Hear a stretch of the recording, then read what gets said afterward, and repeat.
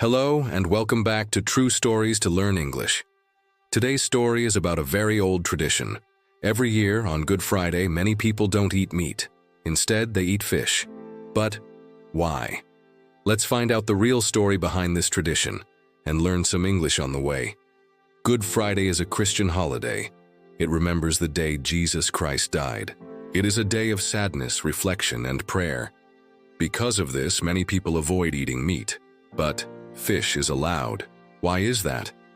The tradition of avoiding meat on Fridays is very old. It began around the 2nd or 3rd century in the early Christian church.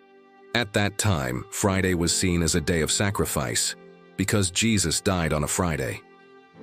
By the Middle Ages, around the 9th century, the church made this tradition more official.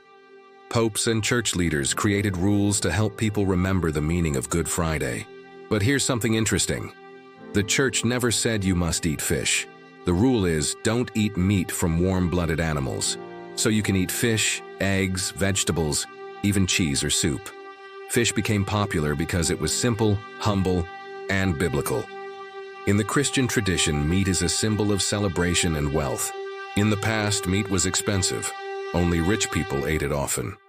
On Good Friday, people remember the suffering of Jesus, so they avoid luxury, including meat. But fish is different. Fish was common food. It was not seen as rich or luxurious. Also, many of Jesus's followers were fishermen. And in the Bible, there are many stories about fish. So fish became a symbol of faith and humility. There is also a popular theory about the Pope and the fishing industry.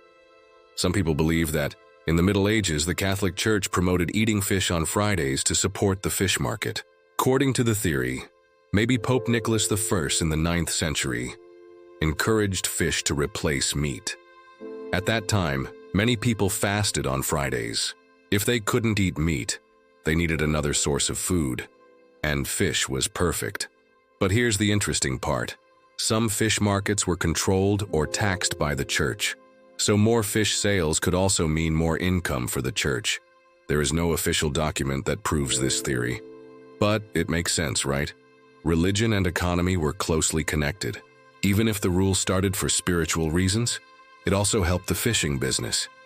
It's one of those historical maybe stories, but it shows how food, faith, and money were often linked.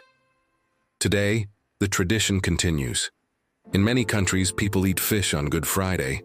In Brazil, people eat bacalhau. In Italy, they eat seafood pasta. In the UK, fish and chips. And in the Philippines, people eat milkfish. It's a way to honor the past and enjoy a delicious meal. Now you know the story behind fish on Good Friday. Was it faith or was it business? Maybe both. Thanks for watching True Stories to Learn English. Like, subscribe, and share with someone who loves history and English. See you in the next video.